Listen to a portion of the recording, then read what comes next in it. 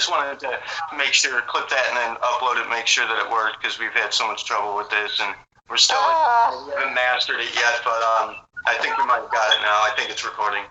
And then, we will. So, myself, again, Donovan Neal, Class A Nobody, our host of Outcast Revolution, most excellent, magnificent young lady, Mandy Leigh, as I know her.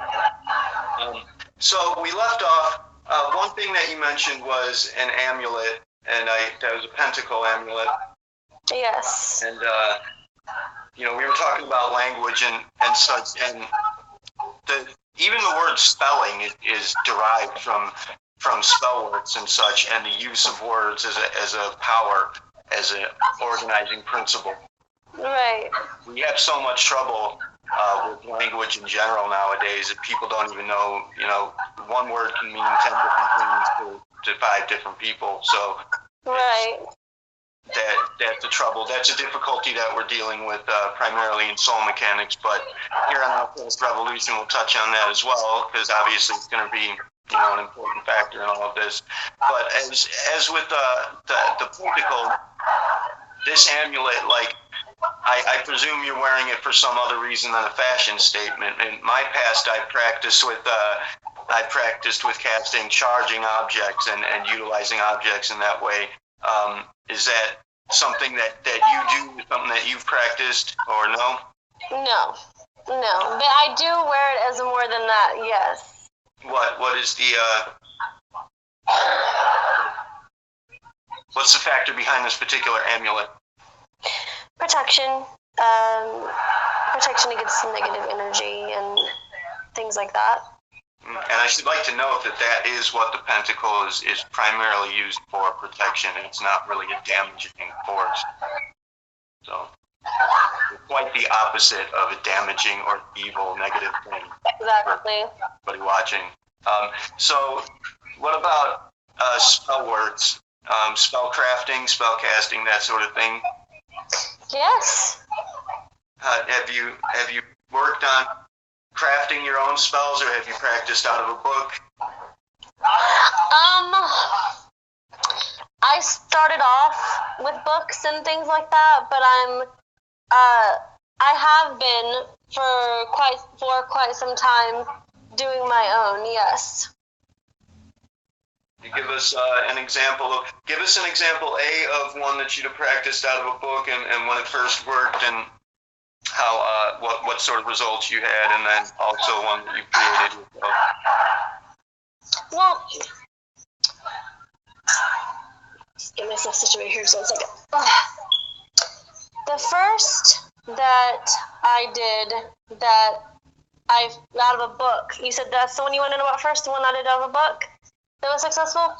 That was just, I started off with small things like luck spells and things like that. And I found a simple one in a book, and I did it, and it worked. It worked really well.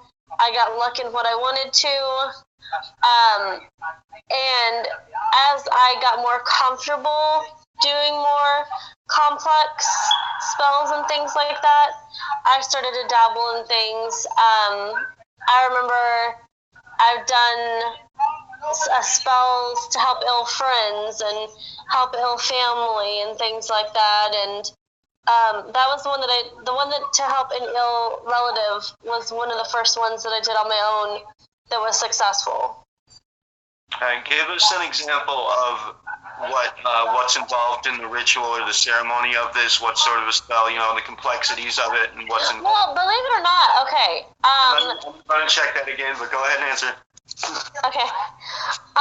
Oftentimes, you don't even really need.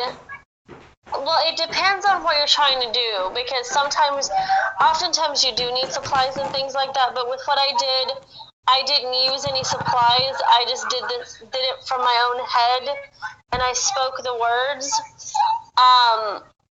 When my mother I'll just kind of give a brief story about what happened. When my mother fell ill once, she was very, very ill, and she was laying on the bed crying. And I remember putting my hands on where she said she was hurting, And I was trying to think back on the words I said, and I just remembered I closed my eyes as I was touching where she was hurting, and I basically was, in a way, I don't want to say I was talking to the pain, but I was trying to pull the pain out of her body so she didn't feel the pain anymore, and she would feel better. And by the time that I said the words that I said, maybe within, like, it was very instantaneous. It wasn't even 2 minutes. My mom looked at me, and I remember her just face of shock, and she was like, because I didn't say the words out loud. I didn't say the words out loud at all, but I said them in my mind. And my mom looked at me, and she was like, "What did you do?" And I was like, "What do you mean?"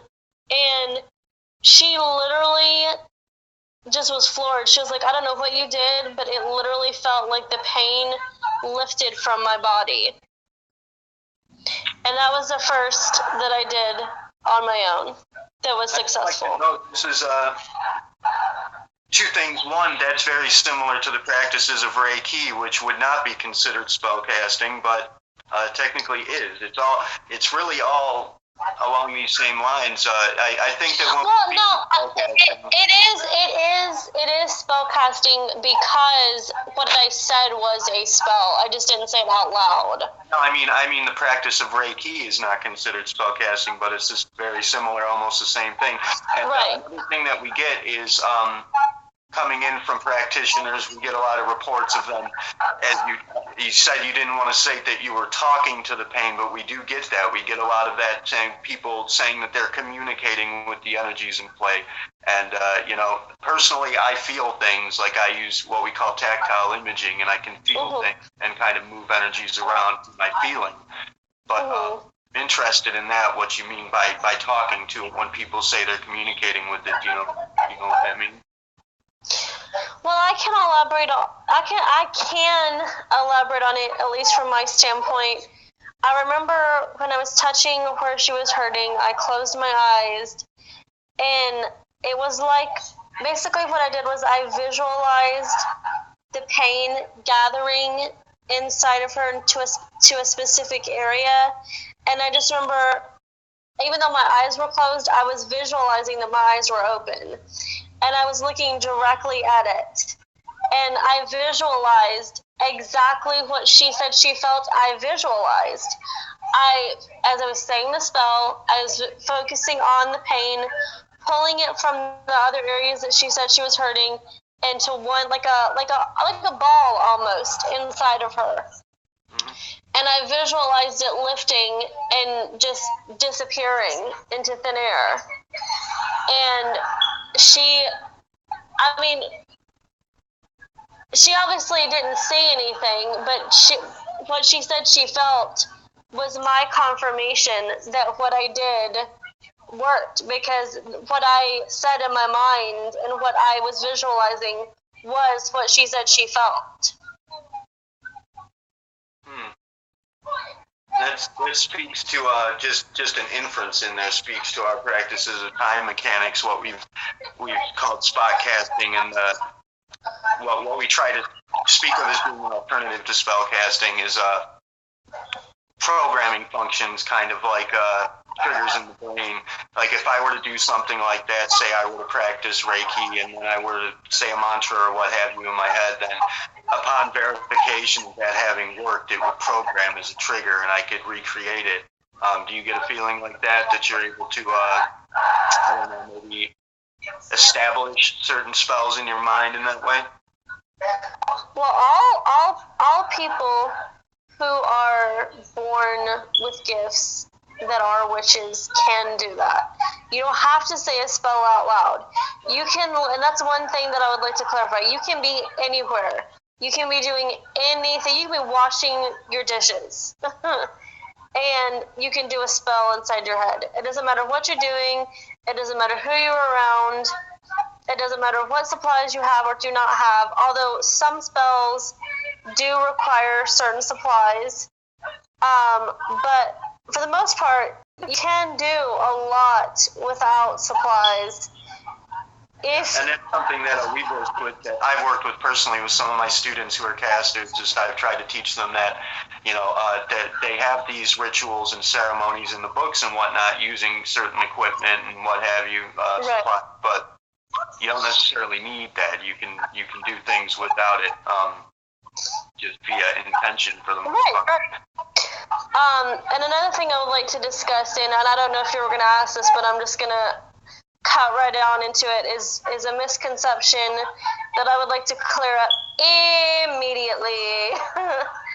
And that is, you do not, I repeat, you do not become a witch just by reading books, and you do not become a witch by watching movies and dressing the part. Any group that you're in, or any person that you talk to that tells you that, is pulling your leg. They're flat out lying to you. They are lying. That is completely untrue. You are either born with said gifts and abilities, or you are not. Now, the one exception is psychics. Okay? Don't confuse witches and psychics. Now, a lot of witches, everyone is psychic. Okay, let me just get into that. Everyone, including Donovan here, he is also psychic. Okay, everyone has psychic abilities. Everyone has certain psychic qualities to them. That's called intuition. Including you, all the viewers, you also have that. Have you ever been somewhere and looked at someone, and I guarantee you have, and just got an odd feeling about them? That's not your gut talking to you, as they put it. That is your intuition talking to you. That's your guides talking to you. That is your psychic ability that's coming through, warning you to stay away from that person. Yeah, well, this is where you and I have a slight differentiation, where personally I feel that speaking to being a witch, that I suppose that's a different, if you're classifying having psychic abilities and being a witch as two separated things, and I suppose. And it is, yes, it is two separate things. But I do believe everybody's born with the potentiality to unlock these sorts of abilities. But again, if there's a classification between the two, if we need that, then that's fine. But right. No, yeah. When it comes to psychic abilities, yes, Donovan, you're absolutely right.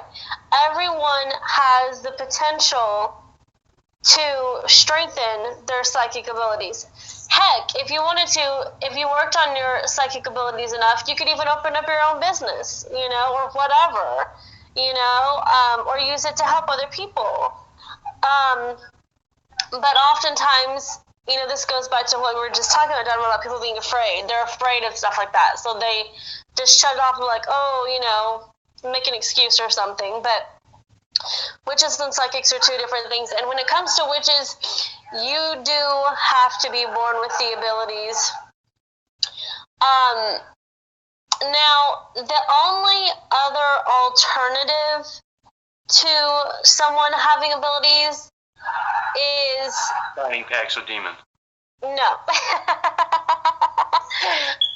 No. I can recall a past life that I had where my family that I used to be in did not have abilities, but I did. And the reason why I did was because that ever since my very first life, all the way back into the Mayan times, I had gifts. So what happens is your gifts, when you're born with this, they go with you to every single life. But you have to be born with gifts at the start of your very first existence, if you will. Okay. That's a difficult subject matter. I should like to state one thing, ask another. Sorry to cut you off there, but I want to run and check that again. One, the general principle dynamics theory that we have, or the hypothesis behind psychic abilities, is going to relate to where, like, language comes into play, like saying that your gut is talking to you, as she just stated. You just stated. I do believe that it's a matter of communication, and that there's information in play that you're just not aware of, and you kind of... Right. And that's what I was saying, Donovan, was that oftentimes, like I said, everyone has psychic abilities, but oftentimes they're too afraid to bring that to the forefront and really look at it, because they're afraid people will think they're a freak, or that they're weird, oh my God. Have that sort of a social programming in play where people think that it's just, and again, this all comes from, we're not naysaying organized religion or Christianity or whatever. No, not at all. If anything, I'm going to state that that's where this is coming from. That's where this fear is coming from. If anything, and I would like to say this, and then we should try to cut this short, because I should charge my phone so we could do yours. So once I say this, Donovan, if you could go ahead and go through the remainder of your questions as quickly as possible. Oh boy, I lost track because I was. What was that you were just saying, Donovan?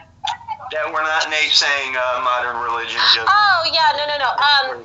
If anything, my goal is to create a future where we really do all live as one.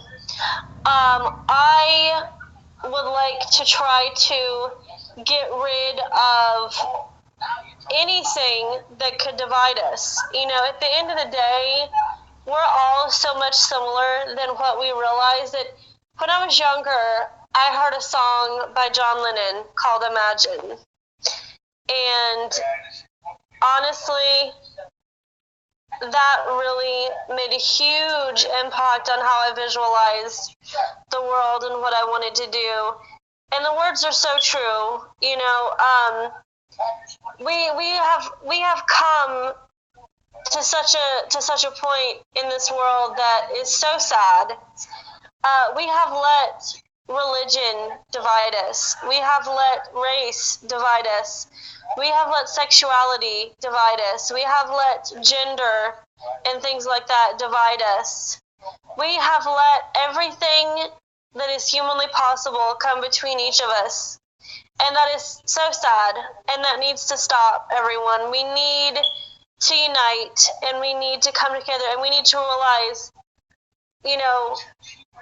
fuck the differences. Sorry for my language. I hope that doesn't get you demonetized or anything. I was just speaking with another YouTuber about precisely that. He had stated that, the truther community, as a lot of them like to call themselves, the conspiracy theory community, really, they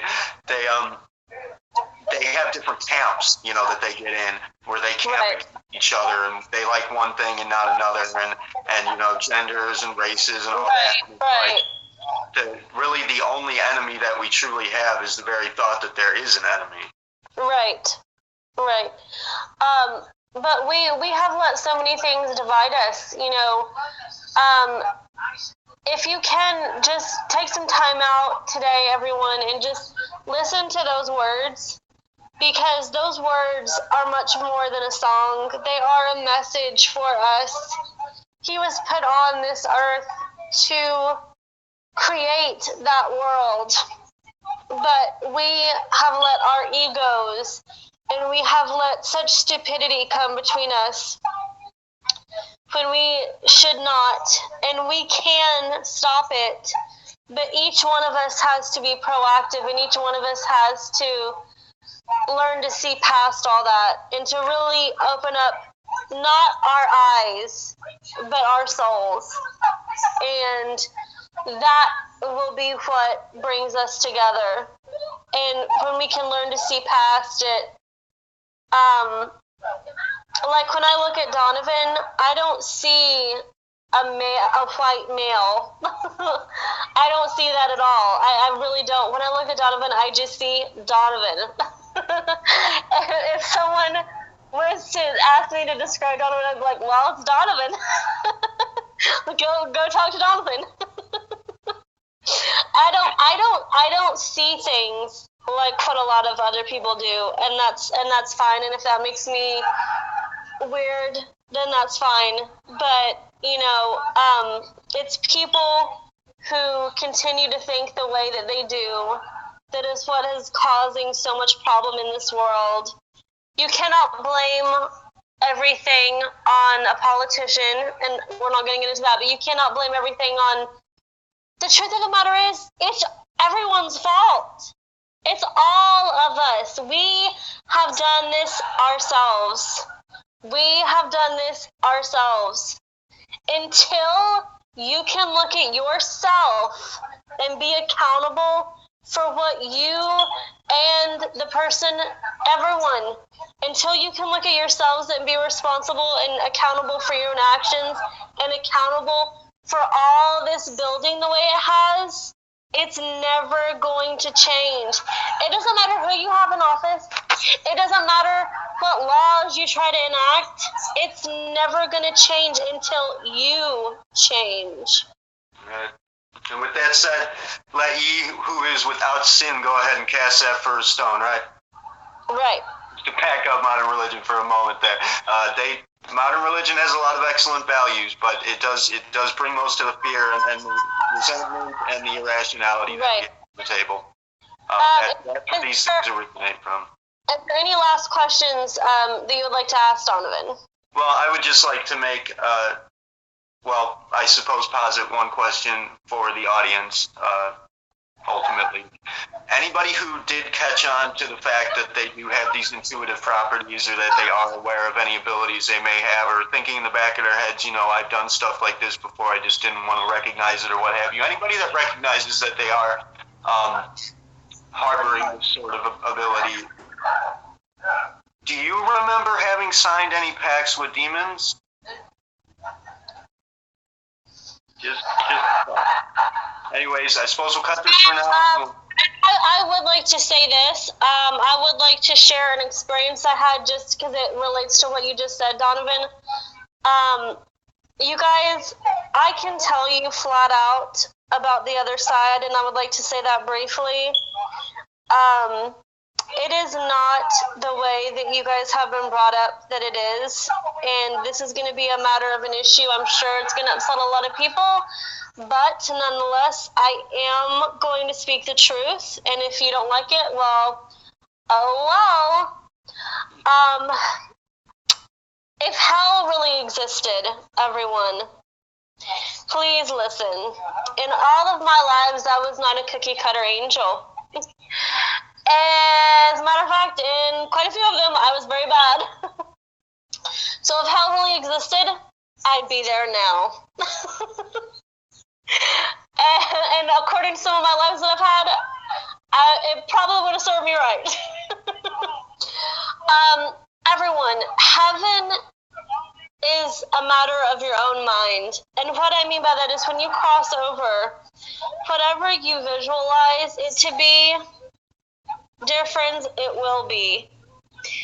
I will go into it more on another time, but when you cross over, it is almost as though you are at a giant, plain, solid white airport. And there's no exits, there's no entrances, there's no gates, but there is a sea of people, and there are people that you will see that have lists of names on them, and they call you, and then everyone is put into certain groups, and then one by one you are led by these people with these lists, if you will. And you go sit down and you rewatch your entire life, and you spend quite a deal of time talking to them about what you've learned, what you feel like you failed that you learned that you should have learned. And also, you're also reconnected with the people in your life. Everyone that has come through your life, you're reconnected with them. Everyone that you did wrong, you will sit down with them and you will feel the pain that you caused them. And even the people that you affected in a good way, you'll sit down with them as well. And it's all a learning experience, everyone. Death is not something, please don't ever fear death. Death is not something that's sad, and it's not something that you should fear because you're going to go to a fire and brimstone torment. Each time you pass away, you go on to the next life learning something that will benefit you and help you grow spiritually. And the more lives you live, the more you grow spiritually on the other side. And there are different planes, there are different levels, if you will. And the more you grow spiritually, the higher up you go. But it's all a learning experience. Don't fear death and don't fear what comes next. Please don't. I'm telling you. Because I have been some very bad people. And by all accounts, according to what the Bible says, I should have gone straight to hell. But because of the lives that I have lived after I have been those bad people, I have learned a great deal of things that I didn't have in those lives. And were I to have the qualities then in those lives that I have now, I wouldn't have been a bad person. But I had to be a bad person in order to get to where I am now. I had to learn. I had to grow. I had to develop. We all do. And you will see that when you pass over onto the other side. You'll see what that's like. So I did want to share that with you for anyone who has been thinking about that lately or going through that. So yes, but that is all. Well, there are so many. There's a whole slew of hypotheses and considerations that can come off of everything you just said. Well, we'll have to have somebody who's rock solid into the sort of, I suppose you could say, a near-death experience sort of journey. That somebody has a story like that to share. We'll have to have one of those on, and then we can open up on that topic.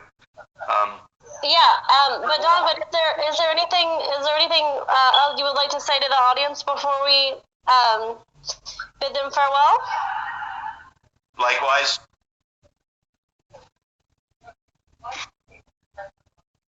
I reiterate.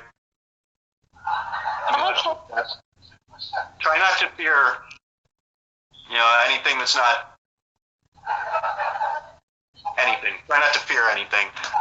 Obviously, fear is going to serve you in the act of survival, but death technically doesn't really exist. So.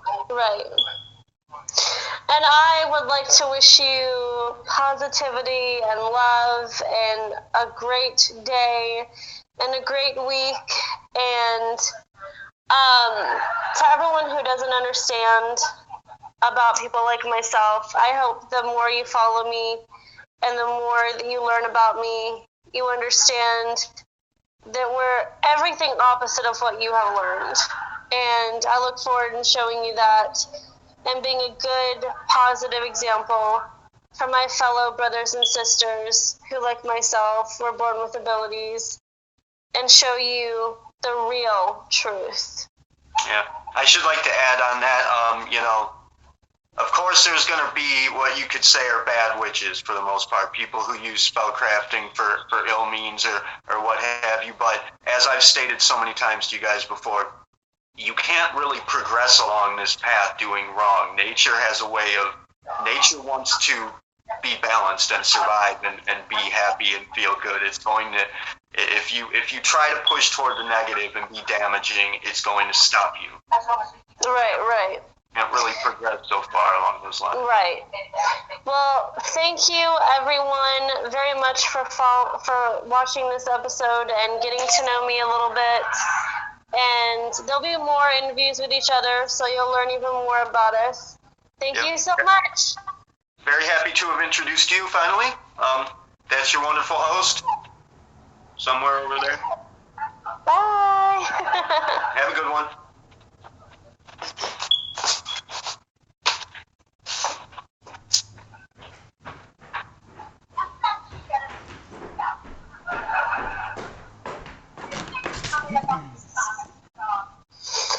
All right, did you get it?